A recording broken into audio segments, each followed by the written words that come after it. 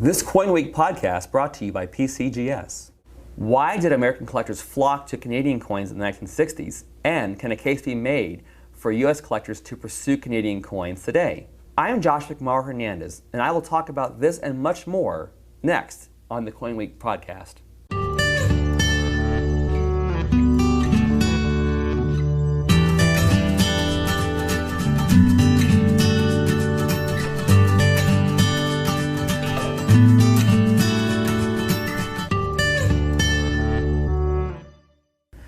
If you're like me, you hang on to every Canadian coin you find in circulation because they look so different from US coins. And while it seems that some of my non-numismatic friends view Canadian coins as something of a nuisance, I say that the coinage of Canada offers a bounty of beautiful designs and unique coin collecting opportunities. I'm sure I echo the opinion of many fellow numismatists. After all, what's not to love about the beautiful, largely nature-inspired designs of Canada? A brief history of Canadian coins. Interestingly, money in both Canada and the United States shares a common background. As was the case in the United States during the late 18th century and the first decades of the 19th century, the Spanish dollar circulated unofficially in Canada and was used widely in trade. As part of the British Empire, Canada also circulated tokens and coinage imported from Great Britain. Barter and the fur trade also supported commerce early in Canada's history. Trade with the United States increased during the 19th century, so the Canadian colonies wanted to replace the British-based sterling system with the same decimal system used in the United States.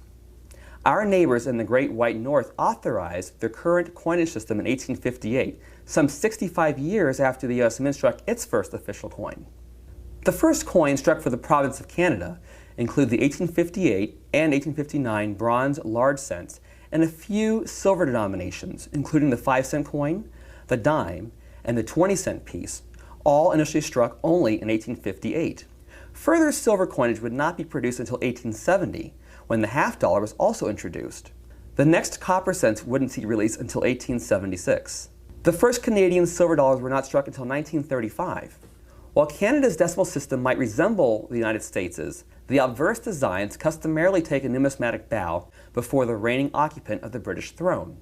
Queen Victoria was the first monarch to appear on official Canadian coins, followed in royal succession by Kings George IV from 1902 to 1910 and George V from 1911 through 1936. King Edward VIII abdicated the throne just months after his 1936 coronation, and thus no official Canadian coins were produced in time to honor his reign. It should be noted, however, that pattern pieces and coins for the other British Commonwealths did produce limited supplies of Edward VIII coinage. George VI would first appear on Canadian coinage in 1937, where his effigy appeared until his death in 1952. The following year, George VI's young daughter, Her Majesty Queen Elizabeth II, made her first appearance on Canada's coins after her ascension to the throne. Canadian coins popular among U.S. coin collectors. In the 1960s and 70s and into the early 80s, there were dozens of coin albums, coin folders, and coin holders for sale in the U.S., designed specifically for Canadian coins. From large cents of the 19th and early 20th centuries to silver dollars and everything in between, Canadian coins of all denominations were actively pursued by American coin collectors. In the mid-1960s, Canadian coins were particularly popular among U.S. numismatists looking for collecting alternatives when the United States Treasury Department phased out 90% silver coinage and temporarily abolished the use of mint marks. Canada would similarly cease production of its 80% silver circulating coinage in 1968, 3 years after the advent of copper-nickel clad coinage in the United States. However, circulating Canadian silver coinage would bow out with one last hurrah during the commemoration of the Canadian Confederacy's centennial in 1967. The reverse of all 6 circulating coins, from the cent to the dollar, were redesigned with simple yet beautiful portraits of Canadian wildlife. These commemorative coins were greeted warmly by American numismatists, who had grown tired of the relatively stale state of U.S. coinage in the mid-1960s. While few 1967 Canadian coins circulated with regularity in the United States, American collectors of the time could buy 1967 pliofilm packaged proof-like sets for $4 US to $5 US from coin dealers. Well-heeled numismatists could spring for the boxed 1967 Canadian proof set, which contained the 6 aforementioned commemorative coins, plus a $20 gold coin bearing the Canadian coat of arms on the reverse. These special proof sets were issued for $40. Today, the 1967 proof-like set sells for $20 to $30, while the 1967 boxed proof set has a market value of more than $750. Canadian silver coins in general are popular among both numismatists and bullion investors, with the nation's 80% silver coins finding a huge market in the junk silver sector. The Canadian silver dollar enjoys an especially robust following among both groups. Coin collectors, meanwhile, enjoy assembling date sets of Canadian dimes, quarters, and half dollars. The evolving Canadian dollar coin. Canada has produced circulating dollar coins since 1935. These were initially issued with a composition consisting of 80% silver.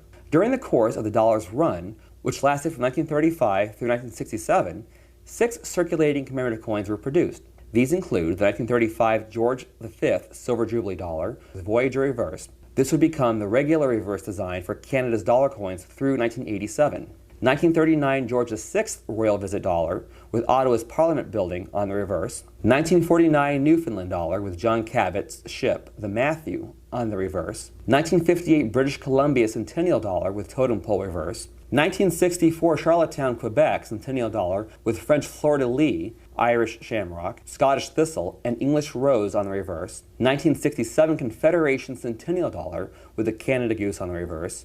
Each of these coins can be bought for under $50 in mint-state grades. However, there are several key-date Canadian dollars that challenge numismatists, including the low-mintage 1945 dollar, which sells for $125 in a grade of fine 12, 1947 dollar with maple leaf adjacent to the date for $150 and up in fine 12, and scarce 1948 dollar, which had a mintage of just 18,780 pieces and sells for $750 in a grade of fine 12. Even after the implementation of a nickel composition in 1968, Canada's circulating dollar coin continued to serve as a canvas for commemorative designs in the 1970s and early 80s. The so-called loonie dollar, a small-sized golden dollar coin bearing a depiction of a loon on the reverse, debuted in 1987 and replaced both the larger Voyager dollar and the nation's $1 bill. Mint-state examples of circulating nickel Voyager dollars and loonies can be bought for less than $2.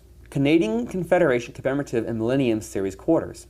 In 1992, 7 years before the debut of the popular 50 States Quarters program in the United States, Canada issued a series of 12 circulating quarters honoring the nation's provinces.